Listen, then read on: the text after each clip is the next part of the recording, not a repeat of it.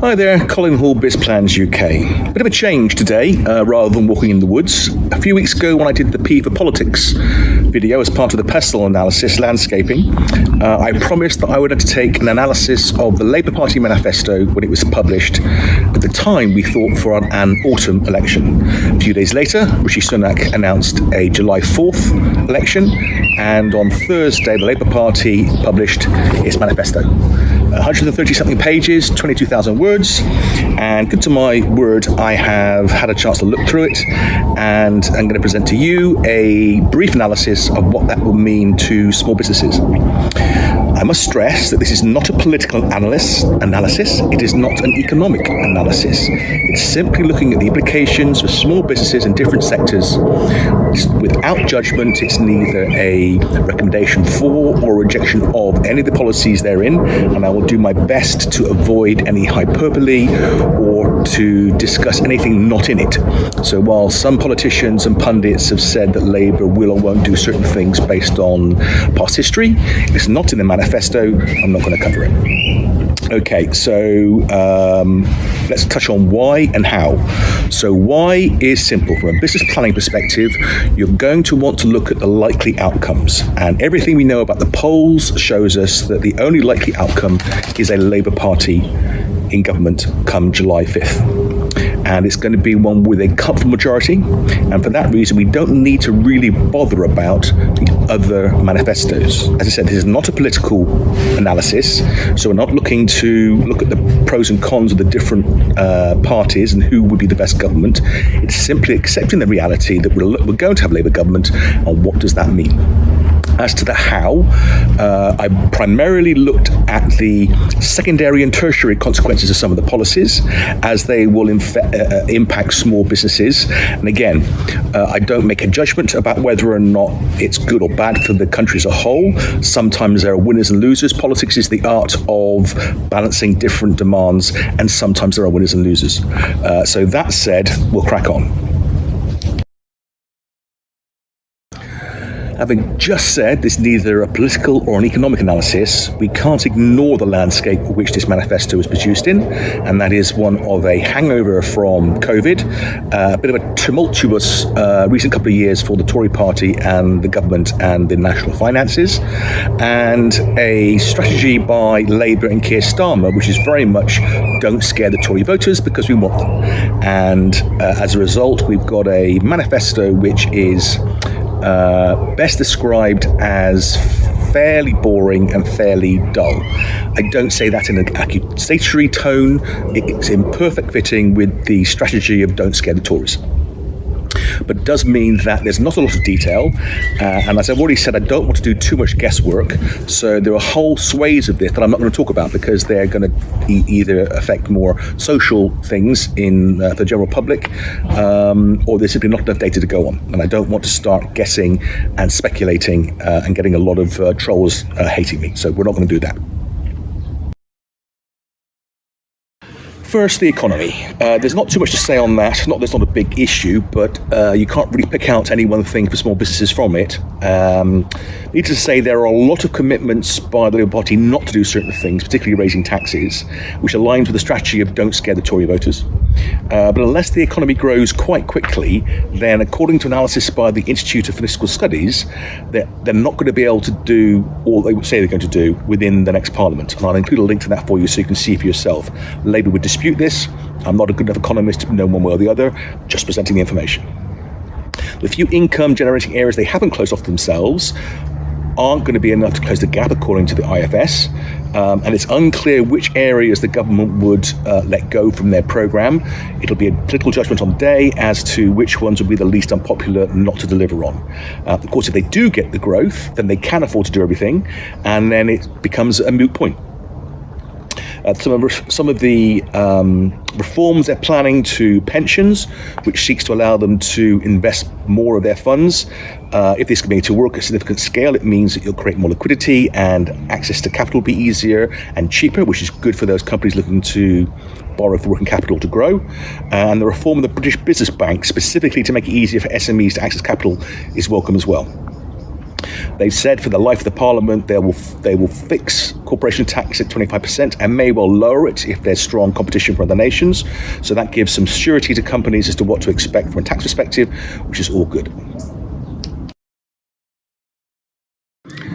So, industrial strategy. We've not really had one of these in this country for several decades, so that's a novelty in itself.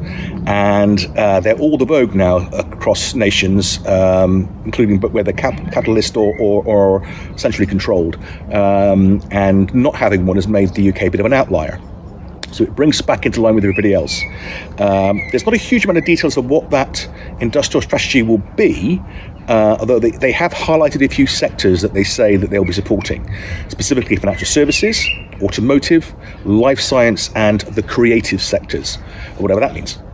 We can therefore expect those sectors to get special attention, which hopefully will include concrete support for businesses operating them. So if you're in that sector, you may well get either tax breaks or additional support from the government. They've also said they want to double the size of the cooperative and mutual sectors, but they don't say how. So again, if you operate in this area or you serve this area, keep an eye out for specific policies as they emerge, as there could be great opportunities there. They're also going to introduce some good old-fashioned protectionism in the form of a carbon border adjustment mechanism, which will make imports more expensive, but they hope protect UK jobs. Now, what products this will apply to, they don't say, so it's hard to know who will lose or win. But if you rely on overseas supply chains, you may want to give consideration to building a UK-orientated alternative. And finally, they've talked a lot about building a national wealth fund. And this is tied to the industrial strategy, and to be capitalised to £7.3 billion, of which they're hoping to get more private investment in to make that 3 or 4 times bigger. This has already been allocated across 5 areas: ports and supply chains, gigafactories, which is for making essentially batteries for electric vehicles, steel, carbon capture, and green hydrogen. So if you're not operating in one of those sectors, the money isn't for you. If you are, then keep an eye out for the rules and how you can get hold of it, and it may well help you develop your business. There's quite a lot in the manifesto about regulations. I'll give you a quote about a more active state. Our approach will depend on a dynamic and strategic state.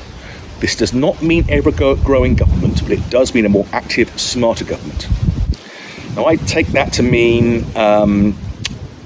more interference in markets and more regulation as compared to what currently exists. Could be wrong, and if I'm proved wrong, I'll be the first to put my hand up. But it's also hinted elsewhere in some of the other areas, such as social care. So you can expect more administrative burden, which will vary by sector. Labour say they'd create a new regulatory innovation office to bring together all the existing functions across government. And if this works, it'll mean consistency in decision making, speed of decisions on things like technology licenses, and generally oil the wheels a bit better for any industry that has to engage with specific regulations. So that's a good thing. On the other hand, it may just add another level of bureaucracy for no benefit. So let's see what happens.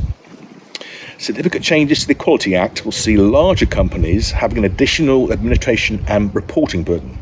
It's not yet clear what the company size threshold will be for this, for the data collection and the reporting.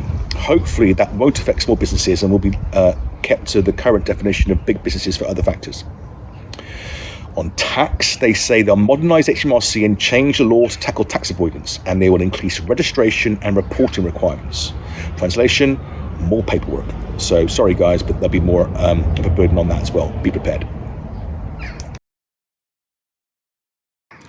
There is a lot in the manifesto about energy, net zero, etc. They've stated they want cheaper, zero carbon electricity by 2030, accelerated to net zero. I thought zero carbon was net zero, so not quite sure what the distinction is, but there's a lot in here about what they're going to do in the carbon space and energy. They want to double onshore, triple solar, and quadruple offshore.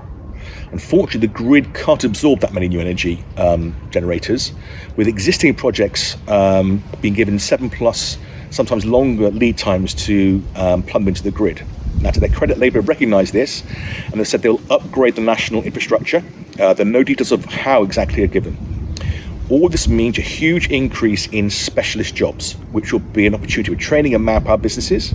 But with a finite human resource pool in this country, this may create competition for jobs and wage inflation, as firms in other sectors compete to retain and attract employees. So if you're a small business who employs staff with highly transferable skills, watch out.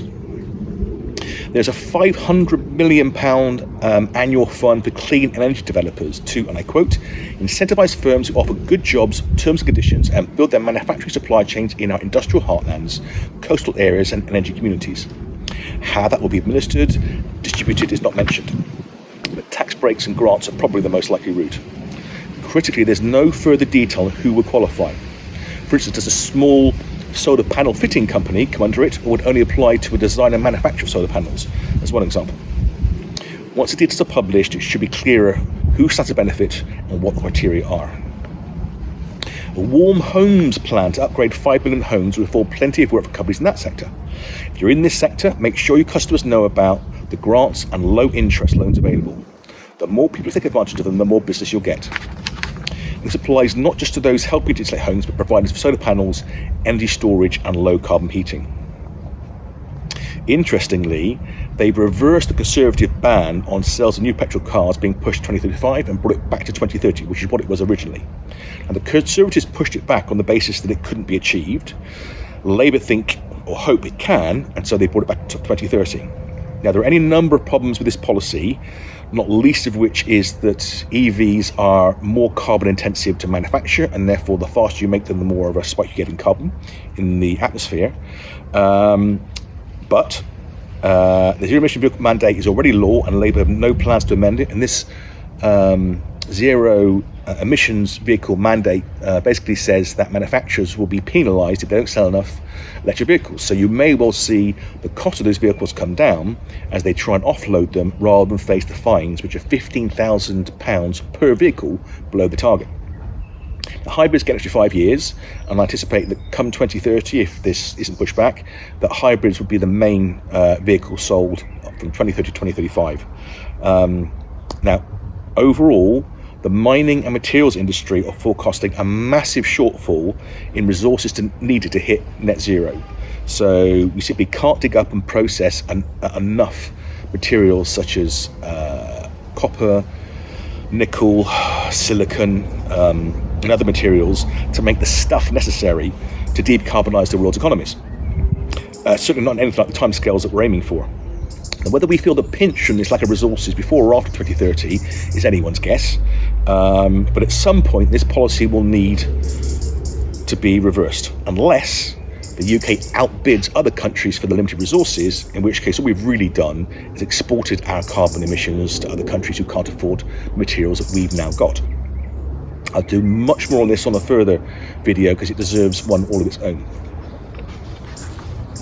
They've also committed to accelerating the rollout of charging points as a policy, but there's no details as yet. If this is done with a carrot, it'd be good for small businesses looking to set up in this sector. But if it's done with a stick, I think it may be hard time for companies who are already in it.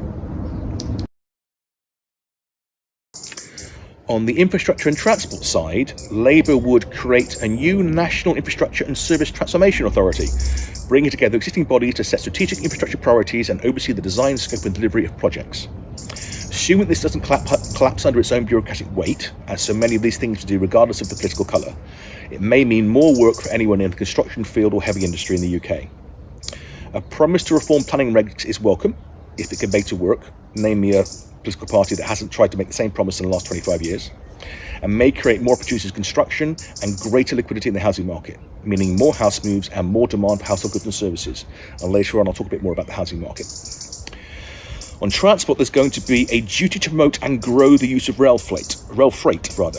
Difficult to see how this can be done without reducing the price to generate demand. So if you're in the logistics supply chain area, this may be an opportunity, but it's linked to the slow renationalisation of the train operators, so it won't be a quick change.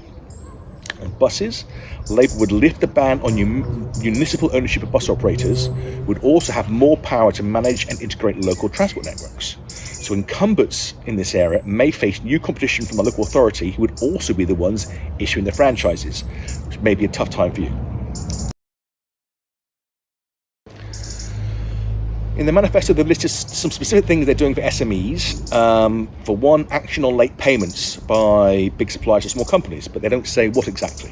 It'd be great if they could figure out a way to fix this. I've suffered from this in the past in previous companies. But if you've ever seen a small company faced with a late-paying, very big company, you'll know that if you make too much of a fuss, the big companies, often as not, will simply choose another supplier. So I can't see how they'll fix this. I look forward to whatever it is they're going to come up with. We're also reforming the British Business Bank specifically to make it easier for SMEs to access capital. Not every business will qualify or need it, but it's welcome nonetheless. Reforms of the procurement rules to give SMEs more access to government contracts. Now, this could be a double-edged sword. There's no details for how this will work, in what sectors or for which services, but potential opportunities there if you can navigate the horrendous procurement process, which is itself a huge barrier to entry as the workload associated is often too much for a small business. Hopefully the reforms will include the streamlining of these processes, otherwise it's a bit of a pointless exercise. On venues and event organisers, they're going to introduce Martin's Law, which is going to generate a lot more requirements for health and safety and risk assessment. So if you operate in that area, expect a much increased workload and more opportunities. In local government, Labour will give councils multi-year funding settlements to end wasteful competitive bidding. Now, this will allow better planning and financial security for councils, so it's perfectly understandable, but it also locks out suppliers from council contracts for much longer periods of time if they're not the incumbent. So if you are supplying a local authority, make sure your relationship and your contract is secure, otherwise you may have to wait many years to get back in again. Labour will also act to improve public service workers' living standards. There's not much detail about how they'll do it, but presumably that will include some sort of pay deal and pay uplift. And if that does result in higher wage growth for that sector, you'll see demands in the private sector for wage growth as well. So if you're operating in that sector, expect to have to pay more for your staff. In the employment sector, there's a few things that they're going to do. One is a guarantee of 2 weeks work experience, which will require engagement with employers to generate the placements. Again, no details, so it's not clear whether every company will do this, whether it's only ones of a certain size, and depending how it's administered, it'll either be a costly and distracting burden and diversion, or a chance to try before you buy with keen young people coming through your business. It's very much up to you how you engage with it, but the opportunity for either exists. Changes to employment legislation are likely to be one of the more far-ranging policies from any new Labour government in terms of its impact on small businesses, with exploitative zero-hours contracts being banned, which is not the same as an outright ban, to all zero-hour contracts. So if you have staff on such contracts, you have to give them the right to move to another contract that reflects their average hours. Rights such as paternal leave, sick pay, and protection from unfair dismissal will be available from day one of employment. Now, this last policy is probably the one that will cause the biggest issue for employers, as it provides an incentive to employers not to hire someone, hitting the young particularly hard, as they are the unproven lower skilled risk. It might also give businesses pause for thought when attempting new ventures, as if the venture fails, as most do, the cost of failure is then higher. Labour have said that they'll extend the national living wage to cover all workers aged 18 to 20. Currently only applies to 21 and above. And that's about a third of a million people, almost 40% of which are currently earning below that threshold. So if your business has a significant number of 18 to 20-year-olds, you can expect an increase to your wage bill. And on immigration, which of course affects the labour pool, they promised to reform the points-based immigration system. No details as to how they'll do it, but inevitably there'll be winners and losers. So keep an eye on what happens, and if you're a winner, well done, and if you're a loser, you'll need to find alternative arrangements. On housing, Labour plan to build 1.5 million homes over the course of the next Parliament, and that's nearly double the rate of the previous decade. If they get close to that, that means an explosion in activity in the sector, and that normally is accompanied by a supply-driven inflation.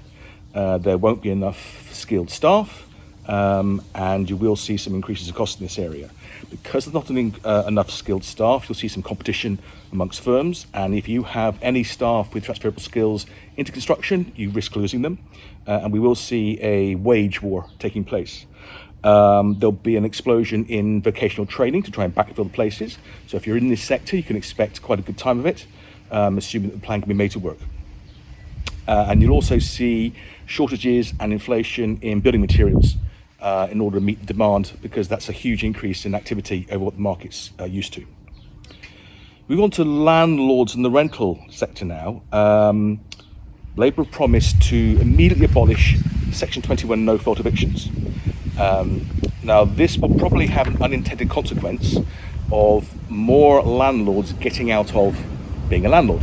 The reason being is that if you've got a property that you are holding on to partly for investment purposes, it's your pension, then you're going to want to sell that property at a time convenient to you. And you can sell a property with sitting tenants. It can devalue your property by as much as 25% more if they're in a short tenancy. And therefore, we might see landlords getting out of this sector. And if you're a landlord with 1, 2 or 3 properties, you may want to consider this as when those properties naturally reach the end of their tenancy agreements, is to sell them at that point when they're empty. And that puts pressure on the housing market, because it's not a one-for-one add a home for the own and take one that's rental. It doesn't work like that. So we'll see a drop-off in availability of rental properties and probably an increase in rents. Increased regulation in things like health and safety and building security, which, while good for security of the residents, will increase costs. There'll also open opportunities for companies in that sector. So if you're a health and safety consultant or a fire security company, you can expect to see a lot more work. Education's not really an area you expect to see much interest for small businesses unless you actually are an educator. But the plans to end VAT exemption for private schools can have all sorts of unintended consequences for the economy and for small businesses. And what those consequences are depends on how the schools deal with that additional VAT. So, for instance, in one scenario, the schools could decide to absorb that VAT by dropping their rates. Now, in that scenario, you've suddenly got an instance where the schools are seeing a 20% drop in their effective revenue, and they're going to look to save costs. And there are a lot of companies in this country who serve those schools, everything from catering to facilities management, maintenance, transport, and you'll be required to re-tender for all those, and you'll be expected to lower your costs. If you've wanted to serve those schools but have not been able to get into, then would be an opportunity to tender for them yourself and win new business. On the other hand, if they decide to pass those costs on to the parents, then obviously those parents are going to see a 20% increase in the cost of raising their children in terms of their education. And if they've got 2 or 3 children going to private school, which is not unusual, then that's obviously a big increase in cost. There are undoubtedly some parents who can afford that, but there are a lot who struggle to make the payments as they are, and they are going to want to decide whether or not those children continue in private education or put back in the state sector. If they do want to continue with the private education, then their personal inflation rate is going to be very, very high. I'll give you a scenario that shows just what we're talking about. Let's imagine you've got 3 children in private education simultaneously, and you're paying the average school fee was about $15,000 a year, and therefore 20% increase is just shy of £10,000. Let's assume that you're earning £100,000, you're in a good professional job with a decent wage. At that rate, the incremental income tax you pay is 60%. So for you to be equal to what you were, you need a £25,000 increase, 25% pay increase, in order to just to stand still. That's a massive jump. Now, if you're an employer with somebody in that situation, are you going to say yes to 25% pay increase and therefore worry that all your other employees are going to ask for pay increases, or are you going to let them go and therefore have to go through the expense of hiring? So you can expect to see higher churn, higher staff turnover, more demand for wage increases in this sector. So if you're a professional service firm or any firm with a high proportion of parents who have got their children in private school, you can expect this to hurt you. In the health and care sector, there's a few things that stand out. Firstly, Labour will use spare capacity in the independent sector to ensure patients are diagnosed and treated more quickly, i.e. they're going to spend taxpayer money with private providers for NHS patients. So if you're in the private healthcare space, this could mean a lot more work for you. Obviously, we're not talking about hospitals for small businesses, but there are lots of smaller providers like physiotherapists with whom this would apply, and they should see their waiting lists fill up very quickly. There are plans for a fair pay agreement between staff unions and care providers, in order to improve pay and conditions. And while this will attract more workers to the sector and improve their pay, obviously it's a cost for the employers. Now, if you're outside this agreement but you compete for staff, then you'll either have to pay more and your costs go up, or see losing the experienced one and have very high staff churn. Either way, not ideal for your business. The creation of a national care service with new national standards of care will have implications for providers too. Again, we should see better outcomes for patients, but it means a higher administrative burden, more reporting, and more costs is the price for that. So 4 key takeaways for me for small businesses. Number 1, we're going to see a more involved state, more interventionist, more regulation. That will affect bigger businesses mostly, but some of it will trickle down to small businesses. So you can expect to see a higher burden in that area, and you need to make sure that your skilled staff in that area are up to scratch and that you've got slick processes. Otherwise, it could drown you in paperwork if you're not careful. Secondly, I think we can see slightly easier access to capital if their plans work, which is good news if you need to borrow to grow. Thirdly, I think we're going to see competition for jobs in certain areas, which will drive supply side inflation. And if you have staff with highly transferable skills, you may have to pay more or do more to keep them. Finally, I think there are opportunities in new sectors for companies that are quick to act and can get a compelling product and value proposition and get the compliance correct for the new regulations. That's it for me for now. I hope you found this useful. If you have a different view as to how this will impact small businesses, please let me know. As I said, I hope this was a non-political video, and whether or not any of these things will come to pass, we shall see. So long for now.